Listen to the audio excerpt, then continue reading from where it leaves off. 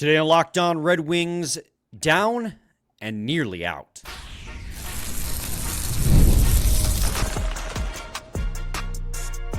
You're Locked On Red Wings, your daily podcast on the Detroit Red Wings. Part of the Locked On Podcast Network, your team every day. Uh-oh, Scotty. I have a fast track lane I have to pay by March 21st. Just got a text about it. Very I got one serious last stuff. week. I get them like 3 times a week at this point. Why is this the new From, scam that we're Illinois, trying to do? Too, like not Michigan. Like I haven't been to Illinois and There was very much longer than that. There was one time I got one, and it was like the very first one I ever got, and it was right after I came back from the Michigan State game at the Winter Classic at Wrigley. And it was for Illinois, and I was like, oh, maybe I did. But then I remembered I didn't drive. I'm like, so it wouldn't be for me anyways. It wasn't my car. And then it's just been – and now it's – they all – but see, you get those spam texts. This is just the new trend. Why are we getting fast track tolls as the new trend? And like some of them are ridiculous. Did you see the one on social media where like it came from an email, and in the email subdomain name it was like @hackermail, and it's like, dude, you got to try a little harder than that.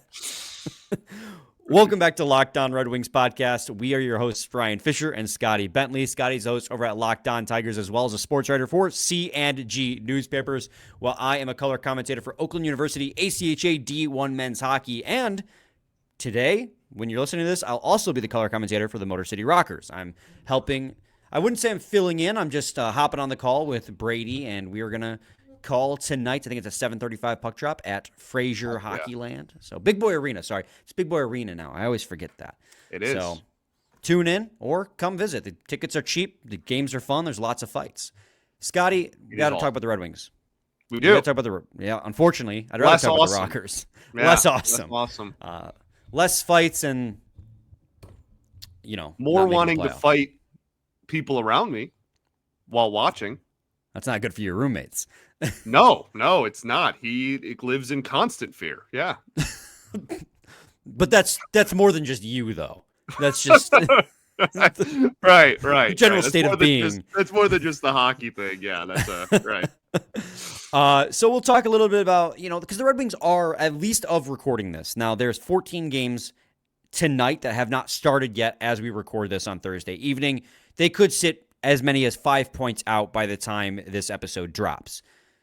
They're down, they're nearly out, but there's still an outside chance they will make it, however improbable. And we're not going to come on here and be like, this is how they're going to do it. We're just going to lay it out, and it's going to honestly be more of a realistic conversation about, yeah, the odds are long, it's probably not going to happen, but if they do, this is what it would take. Then we're going to preview the Golden Knights and just talk about the injuries that have been occurring. But before we get to that, got to let you guys know today's episode is brought to you by FanDuel. Right now, new FanDuel customers can get $200 in bonus bets if your first $5 bet wins. Also want to thank you guys for making Locked On Red Wings your first listen every day. Part of the Locked On Podcast Network, your team every day. So yeah, Scotty, the Red Wings are, as of right now, as of recording, 3 points out of the second wild card spot. Could be as many as 5 points out by the time this episode drops. There's 14 games remaining left in the season. While it doesn't seem like that's that far of a gap between you and wild card 2, when you take into account the dwindling remaining games, as well as, I'm going to say a cursed word, it's been thrown around a lot, the strength of schedule for those last 14 remaining games. Suddenly, it looks very, very daunting, and the odds are really long, especially with how tight everyone is in that race as well. You're not the only one right there. What would it take for this team to make the playoffs? And how probable do you think it is that they do that? Yeah, I can't say that I think it's probable. I can't say that I think that the postseason is a likely destination for your Detroit Red Wings at this point. It isn't impossible, and I feel like we're at this weird point where if the teams they played the rest of the way, like if the Wings had the easiest schedule in hockey the rest of the way, and they just played the worst, 10 teams in the league the rest of the season, I feel like the tone would be a lot different. Not that it wouldn't still be massive disappointment for the collapse and the fact that they're out of it, but there would at least be some sort of like in the back of your mind, you're like, okay, well, if they can go on another run for the third time this year, then like that's still kind of on the table. And I think that this, again, just kind of looking ahead and laying out the schedule the rest of the way and going, okay, like where are the wins here is one of the big reasons why there isn't a lot of optimism. And I think something that I have said a lot over the last year, calendar year on this show is like, good teams don't do what we're about to do, just for the record. Good teams do not have entire half-hour conversations dedicated to where are you going to find wins, what do you need to do, like, strength of schedule, whatever. Good teams don't care about strength of schedule. That's not a conversation point for the top teams in any league. This is something that's really reserved for these fringe teams that like maybe not. So that all being said, happy-go-lucky. I can't imagine it's a super high likelihood, and they play a lot of really good teams the rest of the way. That there's an argument. I'm not saying this is a fact or that it's objective, but there is an argument that you do not play a single team worse than you literally the rest of the season. I mean, it's pretty close to an objective fact as you can get. I mean, we were breaking it down before we hopped on here. Sure, that's fair because they sold off a bunch. They're kind of are, if they're not hitting a hard reset, they're at least retooling to focus around a different group of players as their new core, slightly younger. Regardless, that's a different conversation. Go listen to Lockdown Bruins in McLaren. He does a great job. Every single team on your remaining 14-game schedule is either in your tier or above it. Looking at the schedule, there are no gimme games. And Scotty, I broke it down for you going in. Conservatively speaking, right? Let's say the threshold, the barrier to make the playoffs to the second wild card is 90 points this season. That would mean you at 70 points would have to win 10 of your remaining 14 games. That's a points percentage of 7-14 throughout the rest of the season to get to that number and make the playoffs.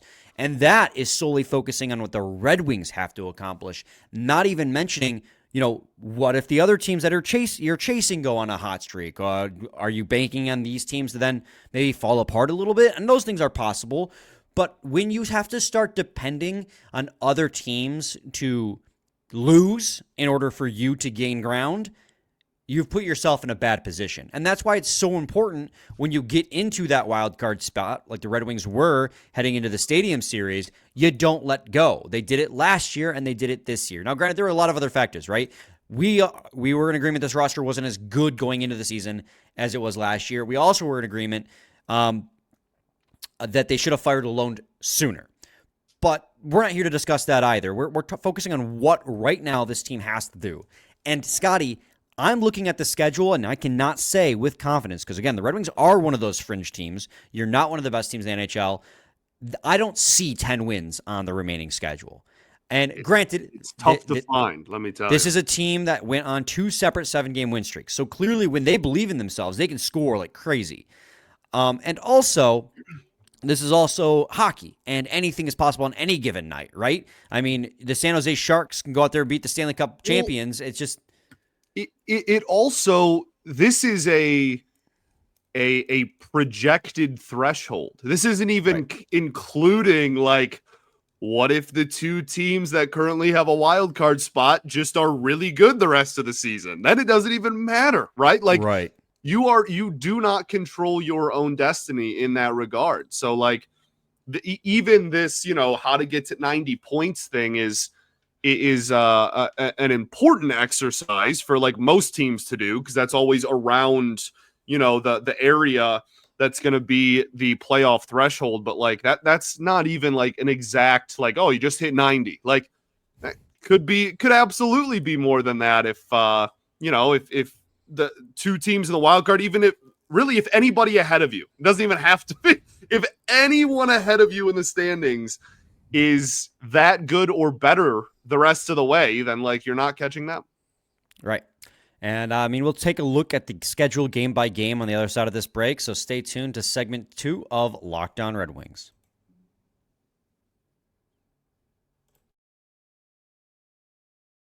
Did you know getting a good night's sleep is the #1 recipe for long-term success in life? I didn't. It took me way longer to realize than I'd like to admit.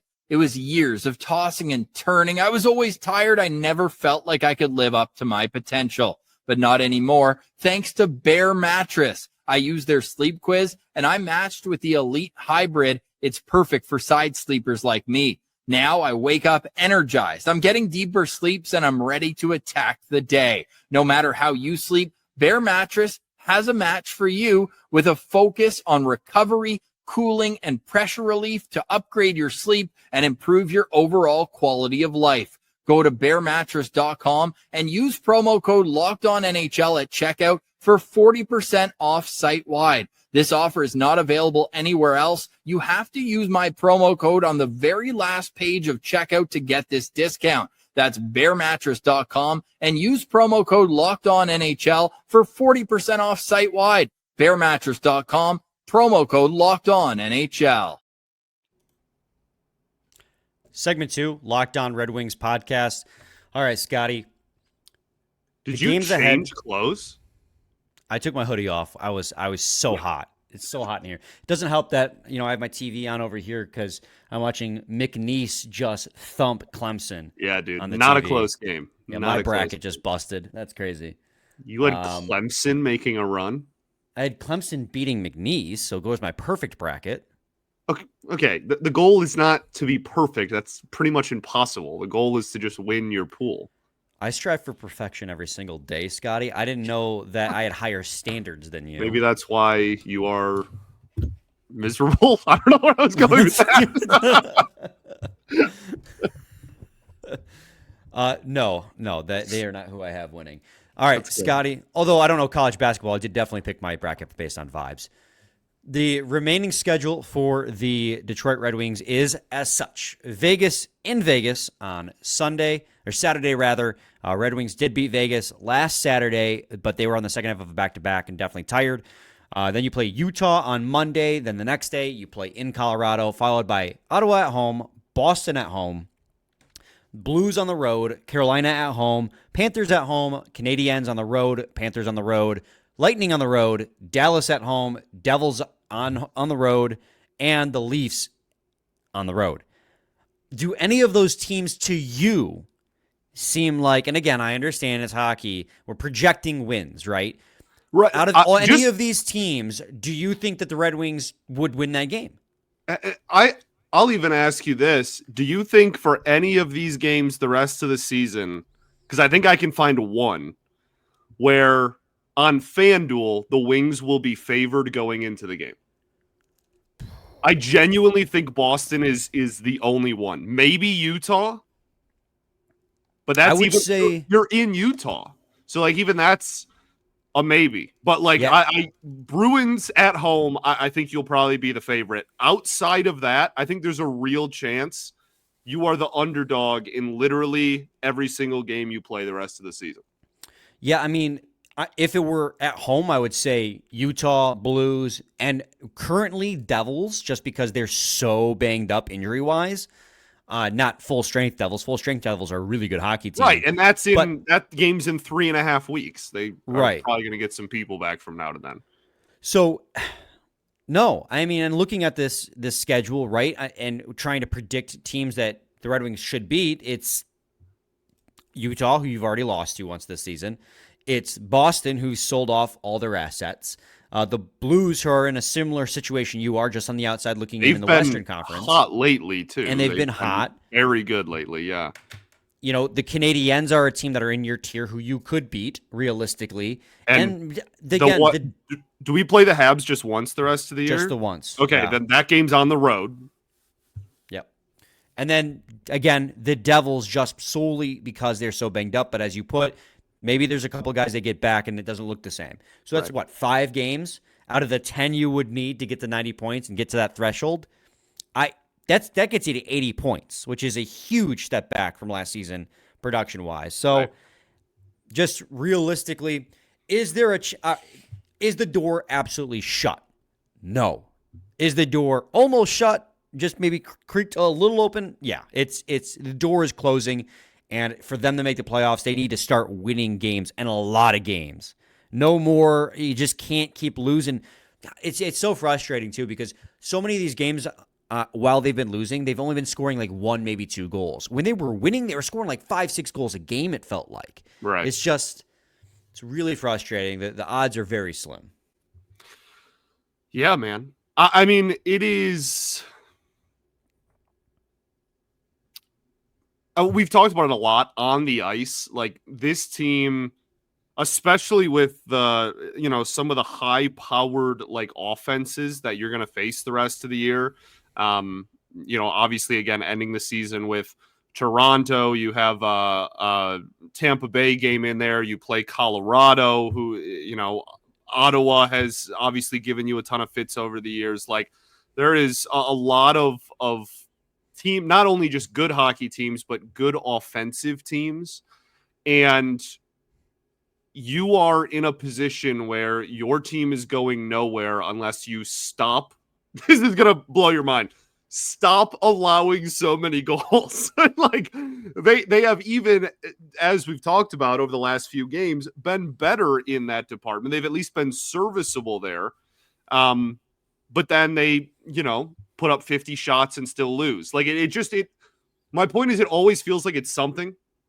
There's always one aspect of the game that feels like is loose, whether that is the defense on any given night or the goaltending on one night, or the amount of shots or the quality of shots, whatever, or just like the other team's goalie is incredible. Like, it always feels like there's something. And like, that kind of sounds like I'm just like whining at this point, so I'll stop. But it's just been a really frustrating last month. And I feel like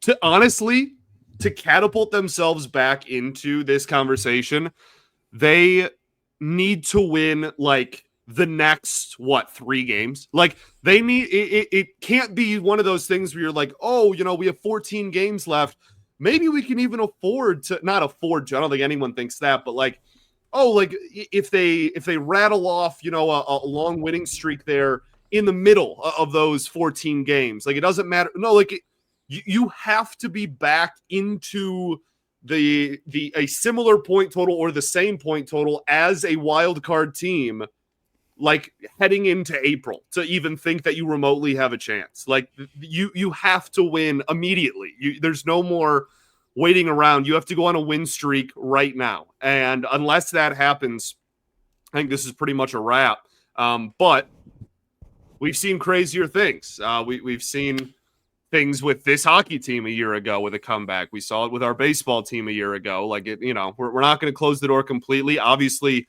this is super like doom and gloom, and I hope every second of the day that I'm wrong, and because I would much rather be wrong and have the Red Wings be a playoff team. But it just seems like a heck of an uphill battle. Right. And we will have an episode dedicated to it, but a lot of this falls squarely on Yzerman's shoulders, right? Right. These roster decisions going into this year were his. He tried to cater to his head coach, and then his head coach kind of bottomed out, and they fired him way too late. We were both done with him. We were more patient than most, and we were done with him by the end of that California trip where they got swept by the Ducks and the Sharks. Yeah. And they still waited until Christmas. And so it's one of those things in this team. I mean, you've been leapfrogged by both Columbus and Montreal. Now, are these flash in the pan seasons by them? I'm not sure. But Montreal started to rebuild 3 years ago? They were in the Stanley Cup final. And granted, it was the weird bubble year where they had the expanded playoffs. Montreal got hot. They were in the Stanley Cup final in 2021. Jeff Petrie and Ben Sherratt were in the Stanley Cup final with the Montreal Canadiens 4 years ago.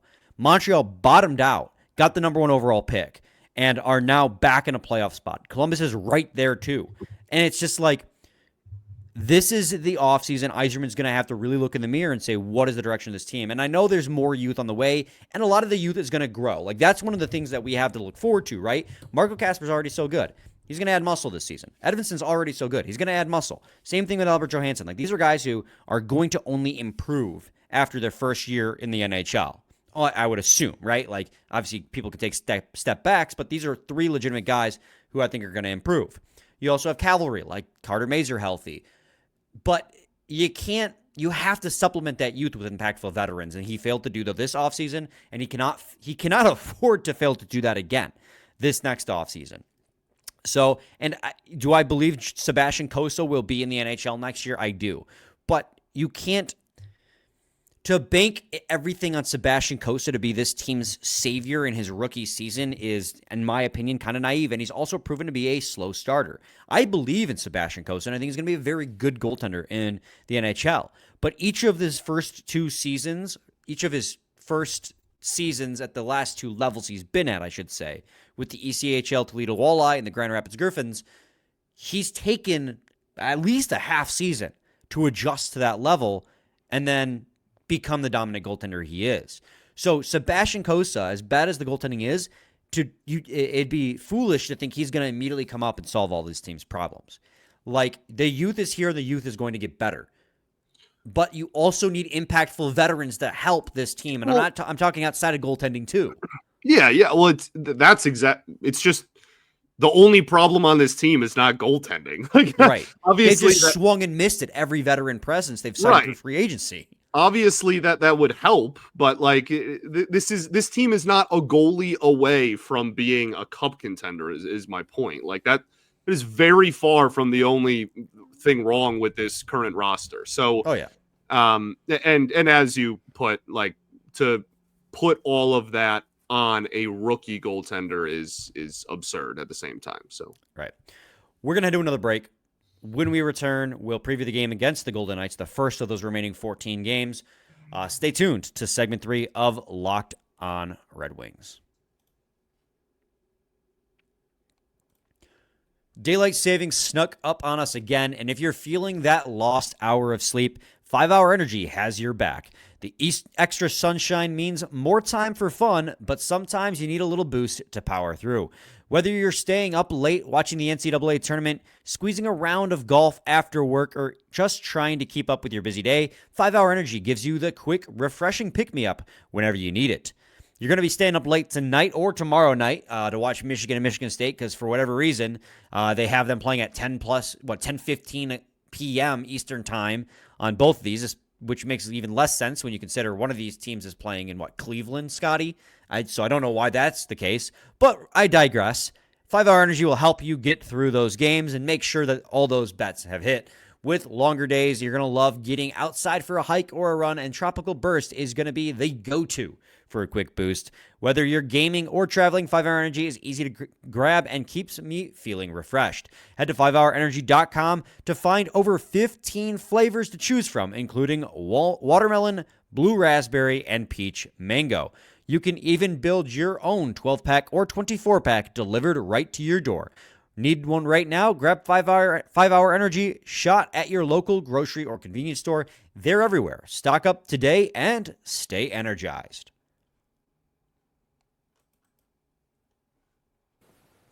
The NCAA tournament is here, and so is the bracket breakdown. Locked On Podcast Network and Amazon Fire TV channels are teaming up to deliver NCAA tournament coverage like never before. Watch studio shows featuring former players and Locked On's local experts as they guide you through every upset, buzzer beater, and bracket matchup. Stream it all for free on Amazon Fire TV channel. Search Bracket Breakdown to see it all for free. It's your team every day.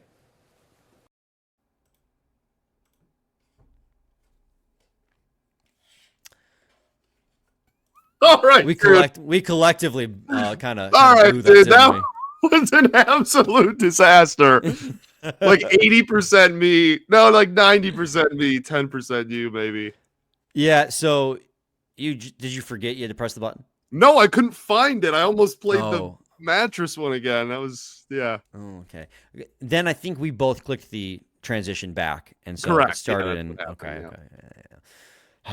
We're professional podcasters. Segment 3, Lockdown Red Wings podcast. That's what happens in all your production we do ourselves. You get human error mixed in there, trying to host and produce at the same time. Scotty, Red Wings play the Vegas Golden Knights on Saturday. That'll be 8 o'clock on ABC and ESPN+. The most notable thing going into this game, because we saw Vegas last week, is the injury updates. Soderblom is day-to-day, so you had Michael Rasmussen centering the top line, and Erik Gustafsson right now is listed as day-to-day, but Todd McClellan did warn that that could be a longer injury than expected. Meanwhile, Jeff Petrie is back practicing with the team, will travel with the team on the road, will likely not play in Vegas, but should rejoin the team in either Utah or Colorado. He was playing on the third pair with Justin Holl. Scotty, thoughts? Yeah, man. Like,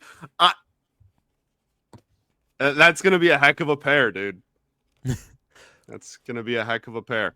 When we were talking about this earlier and we were talking about the replacement or the reinsertion of Jeff Petrie into the lineup card and what that could look like and whatnot. And we've been talking like, that might make the third pair better. You move out Hall and you replace him with Petrie and you have a Petrie Gustafsson, third pair and whatnot. And it's, I think that would be a more productive pair. And then it's be careful what you wish for. You just might get it scenario, I feel like.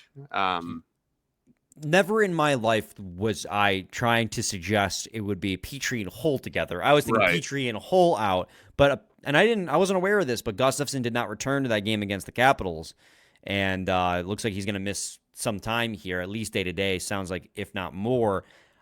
You have two right-handed shots on the third pair. I don't know which guy's going to play left. I mean, that sucks. I don't have any... Yeah, dude, no. Well, who am I and supposed to- again, the crazy thing is, like,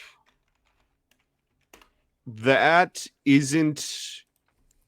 The third pair being a lot better also isn't going to single-handedly save this team. Like, there are so many holes on this roster, dude. Like, this is on this lineup card, I guess I should more accurately say, but like similar. Like, there are so many weaknesses on here that, like, what the third pair plays better, so all of our problems are solved. Like, no, it's just, yeah, I can't fathom Hall and Petrie working out very well. And now, take this with a very small grain of salt, Scotty, How because small? there's 33 and a half minutes worth of small, because that is how much ice time these two have played together this season. A third fewest of any defensive pair. I'm assuming a lot of this has to do with just like shift changes, but in those 33 and a half minutes of those two guys playing together, they have an expected goals percentage, an expected goals share of 26%. Again, very small sample size, probably just shifts getting mixed up. One guy changes, one guy can't get off, hemmed in. So, big caveat, but that is not a very reassuring statistic to read right when you're about to go into a couple games where that might be your third pair. yeah. Yeah. All right. Elmer Soderblom's out. That sucks. He's been a lot of fun to watch with this Detroit Red Wings team. Everything has looked great on him. His overall speed and acceleration is something that still leaves a little bit left to be desired, but he's aggressive on the forechecking, aggressive on the back checking. He's not afraid to, get to the middle. He creates opportunities. Losing him stinks. Michael Rasmussen up on the wing. We've seen Rasmussen on the wing on the top line before. Doesn't have nearly the skill that Kasper and Soderblom has, but he's another guy who's not afraid to dig the puck out. Hopefully it works out for the Red Wings, but I mean, you're losing him.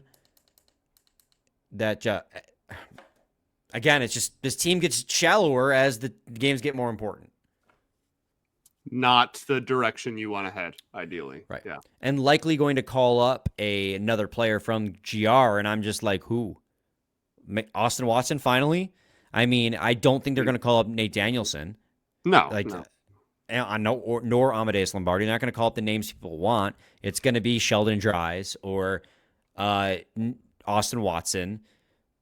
They already have Dominic Shinup, so it's just William Lagesson might hop into the defensive pairings for Saturday's game against the Vegas Golden Knights if Gustafsson can't play. He's been with the reminder. He's been with the team like this entire time. He just Yeah. hasn't played. Right. So that kind of shows you the amount of faith they have in Lagesson just kind of jumping in there. It's gonna be rough. Vegas Golden Knights are a good team. You beat them 3-0 last time on Sunday, but they were on the second half of a back-to-back. They have the second best power play in the league. You have the third best. They didn't have a single power play opportunity against you last time these two teams played. They're one of the best possession teams in the league. Could be a tall task, but no time better than the present, I guess, to start going off crazy again. Dang right.